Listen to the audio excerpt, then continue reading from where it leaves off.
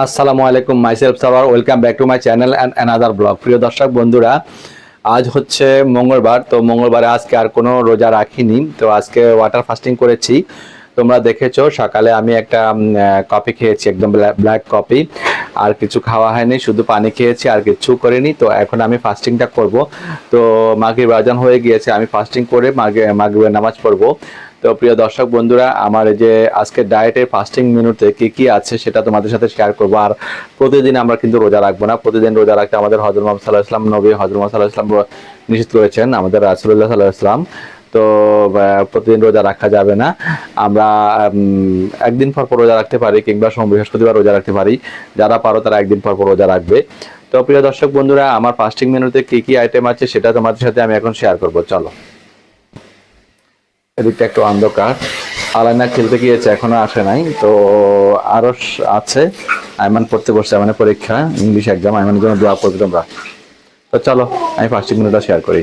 প্রিয় দর্শক বন্ধুরা, নিশ্চয় দেখতে পাচ্ছ, এই হচ্ছে আমার আজকের ফাস্টিং মেনু। ফাস্টিং মেনুতে প্রথমে আমি খাবো apple cider vinegar with the mother. তো এখানে 1 টেবিল চামচ apple cider vinegar with the mother রয়েছে, আর একটু আদার রস রয়েছে, আর একটু লেবু রস রয়েছে, আর রয়েছে কুসুম গরম পানি। তো এটা খেলে কি হবে, এখানে উপকারী ব্যাকটেরিয়া আছে, আই মিন গুড প্রোবায়োটিক আছে। তো গুড প্রোবায়োটিক আমাদের শরীরে প্রবেশ করে আমাদের অপকারী ব্যাকটেরিয়াকে মেরে ফেলবে, এবং উপকারী ব্যাকটেরিয়া আমাদের শরীরে প্রবেশ করবে, এবং আমাদের গ্যাস ট্যাবলেট খেতে হবে না এটা খেলে। এটা আমরা একদিন পর পর খেতে পারবো। তো প্রিয় দর্শক বন্ধুরা, এখানে আমি এরপর খাবো টারমারিক টি, কারকুমা অর্গানিক টারমারিক টি। এটা হচ্ছে ডাক্তার মোহাম্মদ জাহাঙ্গীর কবির স্যারের আলটিমেট অর্গানিক লাইফ থেকে কারকুমা অর্গানিক টারমারিক টিটা নিয়েছি। যে কোটা রয়েছে ওই কোটা একটা চামচ রয়েছে, ওই চামচে 1 চা চামচ দিয়েছি। আর এখানে কোল্ড প্রেস কোকোনাট অয়েল রয়েছে, চাইলে তোমরা এখানে মধুটা অ্যাড করতে পারো। তো আমি এটা খেয়ে নিব, আমি মধুটা অ্যাড করছি না এখন আপাতত।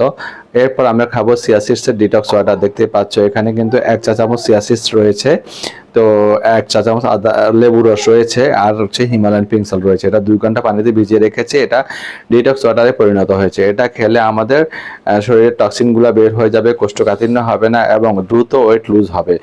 এটা হচ্ছে সুপারফুড নামে খ্যাতি অর্জন করেছে এই চিয়া সিডস। এটা দ্রুত ওয়েট লুজ করতে ঝুড়ি নেই এই সুপারফুড চিয়া সিডসের। এটা তোমরা খেতে পারো সবসময়, চাইলে তোমরা এখানে 1 চা চামচ মধুও মিশাতে পারো। তো এরপরে আমি খাবো এখানে ঘিয়ে ভাজা ডিম। দেখতে পাচ্ছ এটা বাফারিং হবে, বাফারিং হয়ে আমাদের যে প্যাটটা কাটতে সহায়তা করবে, প্যাট কাটতে সহায়তা করবে এই ডিমটা ঘিয়ে ভাজলে।